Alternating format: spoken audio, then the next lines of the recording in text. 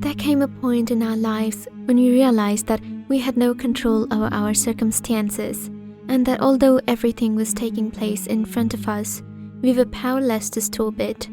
If you could please click the bell icon and subscribe to our channel, I'd really appreciate that.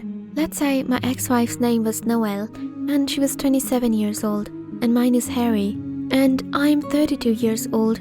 We both worked in the same industry, and Noella with her staff was invited to attend an important meeting at our place of business, and we engaged in conversation with one another. In point of fact, we were both there as representatives of our respective companies for a meeting regarding a business transaction involving both of our companies. On behalf of our company, we were engaging in negotiations. Anyway, during the tea break, following the meeting, she came up to me and started telling me about the company policies as well. She apologized to me and told me that one of her company policies is not good, but she asked what I should do because I'm not also an employee at the company. I also agreed with you and said that you are correct. All that we are doing is presenting our company. During that time period, she was a very pleasant lady. After that, I invited her to lunch, and the two of us ate together. And that was the beginning of our friendship. At first, I had no intention of developing feelings for her and did not even consider the possibility. Following a short series of meetings, her company denied to award our company the contract, and with that aim, the frequency of our gatherings increased due to the fact that our companies were doing business and were working together. So once we were working in the office, and it had been about 6 hours since we started working in the evening, and then I told her that we should break now, and then I told her that I am going to market to bring some snacks and beer for us. After that, we will complete the work that is left. But she told me not to leave and that we should finish the work before going to the bar for some refreshment. I agreed, and after we finished our work for the day, we went to a bar to have some drinks and refresh ourselves. We started drinking and then music started playing. She asked me to dance, but I declined because I told her I couldn't dance properly. She told me not to act so foolishly and to just come and hold my hand. I grabbed hold of her hand and began to dance, and I've no idea how we got to the point where we kissed each other. After that, we had lost all self-control. We checked into a hotel, got a room, and then we had sexual relation. It was very sudden. When it finally occurred to me, I could not help but feel guilty. That day marked the beginning of our love story. Early on, I thought our time together was merely a formality for her. But after a few months, we came to the conclusion that we loved one another.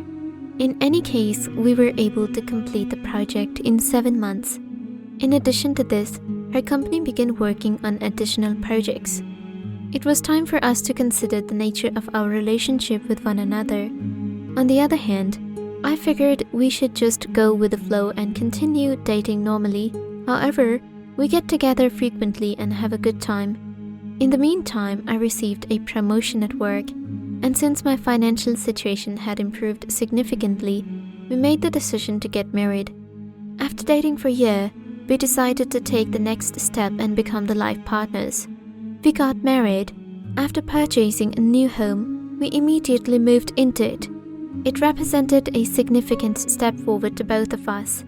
Our sexual life was amazing. We were always open to trying new naughty things, and we had a lot of fun doing it. Noelle had purchased a lot of hot lingeries. In those dresses, she looked absolutely stunning. Whenever she appeared in my line of sight, it took a few seconds, but I was able to turn it on. Noelle was putting in a lot of effort at her company, but for some reasons, the company wasn't promoting her. She voiced her dissatisfaction on multiple occasions, so I suggested that she leave and find a new job instead. This time, she repeated the same steps, and after resigning, she began applying for jobs with a variety of companies. But this time, she started getting more senior positions. After a long period of job searching, she was successful in obtaining a good position. The problem was that the company was quite a distance from where we lived. Despite having a good salon, However, it was not a problem because the pay that they were offering was sufficient in excess. I also admired her drive and determination. After some time had passed, the situation began to deteriorate as a direct result of her actions. She was once inside the office on the day when it was raining outside. I called her up because I was concerned about her, but her mobile phone was also switched off. When I think back on it, the time was about 10:45 at night and it was pouring rain outside. That evening was the first time she did not arrive home. I did not start trying to win her over. It occurred to me that perhaps her mobile phone had run out of battery. After waiting for half an hour, she gave me a call and said she was unable to travel at this time due to the heavy rain that was falling, despite the fact that it takes only 2 hours to get home. Therefore, she declared that she would book a room for the night and arrive the following day. I was concerned about her. Now that she had called me and informed me about her, I felt relieved and content. Despite this, she remained at the forefront of my mind almost constantly. I was exhausted, but I just couldn't get to sleep. Anyway, I called her. She did not attend the call. I thought for sure she was fast asleep. After that, I was unable to get to sleep, so I decided to check Facebook instead of going to bed. I became aware that she was online when I was scrolling. I thought that perhaps she awoke in the middle of the night. I tried to get in touch with her, but she did not pick up the phone. Anyway, I made the decision to call her first thing in the morning. I was in the middle of watching a series on Netflix. I have no idea when I fell asleep. The following day, she returned to house very early in the morning. When she entered the room suddenly and began changing her clothes in front of me, I noticed a mark on her neck that looked like it had been made by someone biting her or something. I inquired about your well-being by inquiring about hers. When I asked her where it was, she told me that I needed to get closer to her and touch it to tell her. I could tell by the expressions on her face that she was just as surprised as I was to see those marks. And all of a sudden, she said that the mark was because of an undesirable content in her clothes. It made me itch, and as a consequence, this rash might have been caused by it. After that, she went and changed her dress. Despite the fact that she had not eaten breakfast, I put in a request for her to take the day off. She said that my boss told her to get back to work and that we have a very important meeting coming up and that she needs to get back from work. I was also running behind schedule because I did not get enough rest of the night before, so I did not wake up until it was almost time for work. After getting ready, I drove to the location of the job. I spent the entire day working in the office, but her mark stayed with me the whole time. My thoughts were telling me that the mark did not look like a rash at all, but I ignored it and told myself to keep a positive attitude instead. The following day when she returned, I was waiting for her at dinner as it was already late. It was strange because ever since the day of our wedding, she had dinner with me regardless of what was going on in our lives. She claimed that she was famished, so she went and found something to eat. On that day, I chose to ignore it, but over the next 2 weeks, it occurred at least 4 times. It was an unusual occurrence in my opinion. I felt we are getting distant because of her job routine. When I think back to those times, I don't think we talked for more than an hour in 2 weeks. The day that passed brought a worsening of the situation. There was a significant gap in our sexual activity, but after we had tried in a few times, I don't think we talked for more than an hour in 2 weeks. The day that passed brought a worsening the situation. There is a significant gap in our sexual activity, but after we had tried it a few times, I got the impression that she was only cooperating because she cared about me. She was not enjoying it like before. It was a moment of concern for me at that time. After that, I made an effort to speak to her one day while we were in Kitten, and I asked her if she loved me to this day. She gave me a thoughtful look before responding. "Of course I do. Why are you asking this in the first place?" I expressed that I had the impression that the love coming from you was getting weak day by day. She stated that it is not the same as what you are imagining it to be. Simply put, our lives are extremely hectic right now, and that is the sole factor responsible for our physical separation. To tell you the truth, I did not get the feeling that she was conversing with her on that day.